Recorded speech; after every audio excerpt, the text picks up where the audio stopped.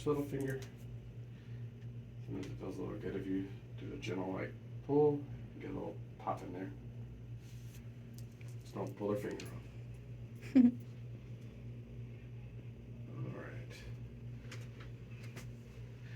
I've noticed a lot of people will hold their hand up like this when they're working. I don't like that because it makes them feel like they have to hold their arm up. So I always try to have them put down pretty low. If you get your two palms, you can actually open up the palm a little bit and help you got your median nerve that runs under this little tendon right here.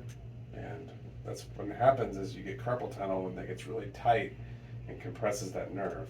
So what I like to do is open it up like this with my palms, and at the same time I'm pressing up. It should feel pretty good. She's already asleep. All right.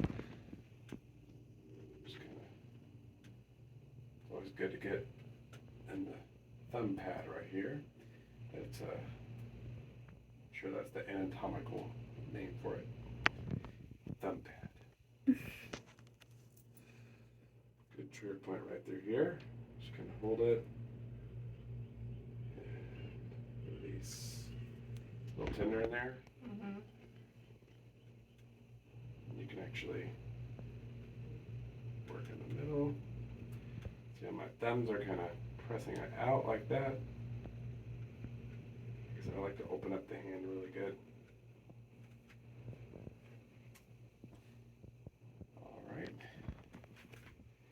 Now I'm going to do, when I turn her face down, I'm going to work the bottom of the arm, but a lot more, but when I'm face up, I tend to focus more on the top. So this table's a little too low for me, so I'm going to be on my knees. I was too lazy to raise it up. So it's good to use I like to use these two knuckles. Kind of hold their hand and lean in like that. Just lean into it. Slide back, lean into it. You can also try not to just, work it like that with the digits, because you can end up hurting your own thumb. You can always put your fingers here, put your palm on top of it, and just run up. See, without maybe even pressing any harder, it's a lot deeper.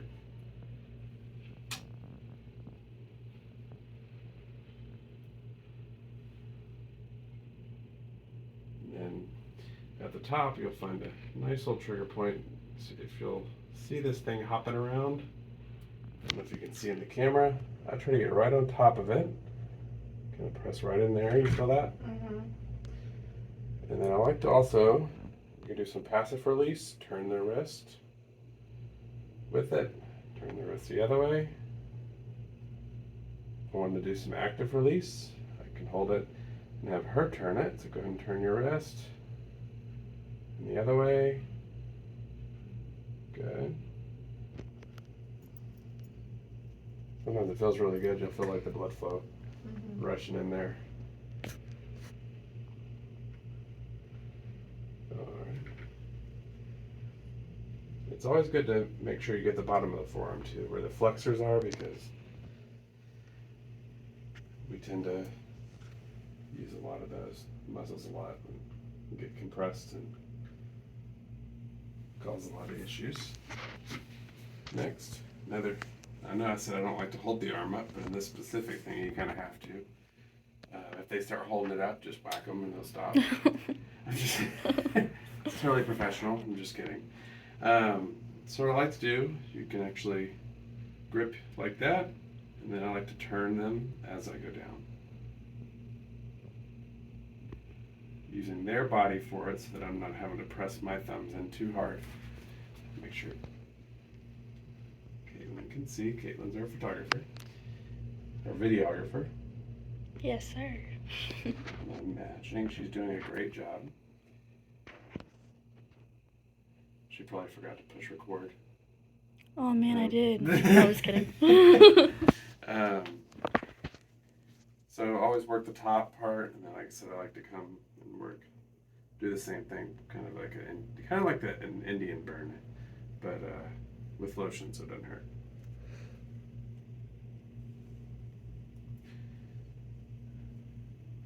And one more thing we'll do on the face up part. See, we got a lot of blood flow going on here. That's good. Is you can actually put your forearm along here. I don't like to do this because that would hurt like crazy, but and then there's a little muscle that goes across. Try not to put your elbow right on that, but would go right above that. And if you need a better angle, you can shift a little bit and just kind of glide.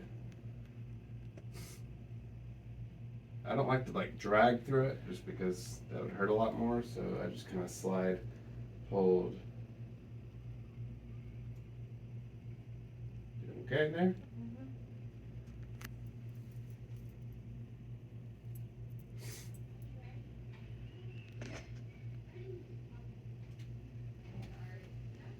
And if they have any of the hand and arm pain, really focusing on that trigger point. But when you after you work that trigger point really good, you always want to spread that blood flow around. Another thing you can even do, I like to, you can kind of give them a handshake if you want to do it that way. Because I like to keep their arm down so that they don't try to hold it out. See, I'm kind of. Does that feel good? Mm-hmm. Yes. She knows better to say no in my video, so.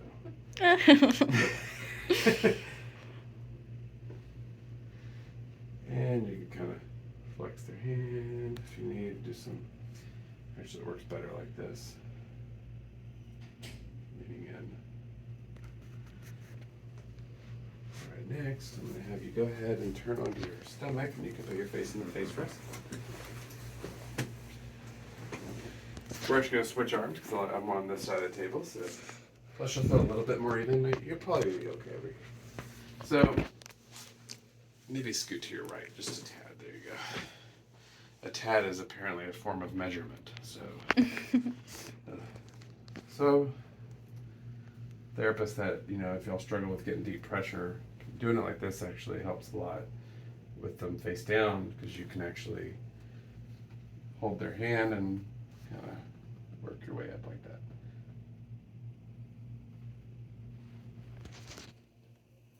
And her leg just jumped, which means it's usually a sign to go deeper. Kidding. So slider.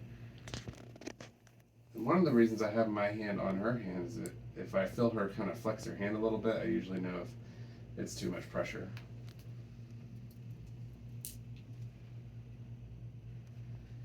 Some active release stuff you could do also is when you're hitting some of these trigger points, you can have them actually flex your mega fist. She's like, nope, I don't want to do that. Yeah. The good thing about active release is if you struggle with getting deep enough pressure, you can release. Making them do some of the work makes you work less hard. Also, getting into these, if some people who use their hands a lot, it's good to get your knuckles. You can get a knuckle like that. Just get right in there into the thumb joint.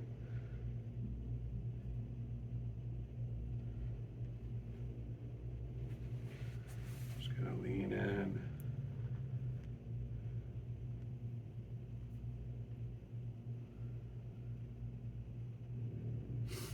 You can also do cupping therapy on their arms and hands.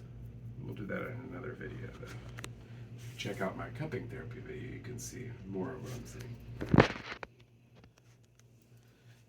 Alright, and after I've kind of worked all this, I would usually work the tricep and all that too. But another way you can do it, if I like to come over here, and if you want to work the top of the arm like that too, you can. She already had that cut on there, I didn't do that.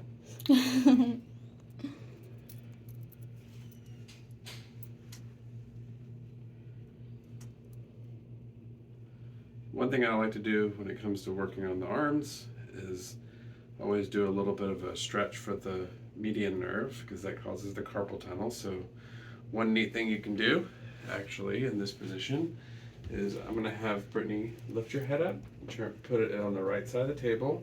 Now kind of put this arm in like a push-up position. There you go.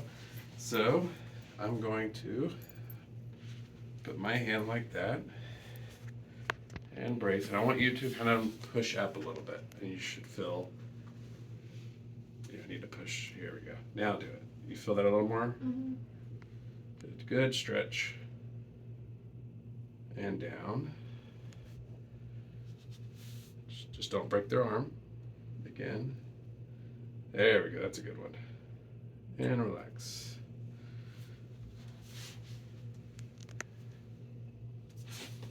There's one more thing I did want to show y'all. So if you want to lift, turn back onto your back. I just wanted to make her exercise.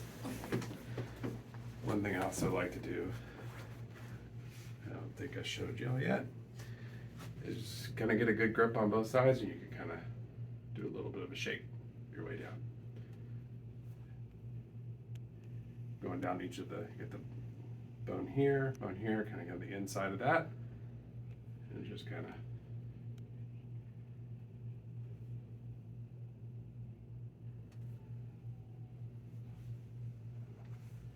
And always after you finish, make sure you spread that blood flow around.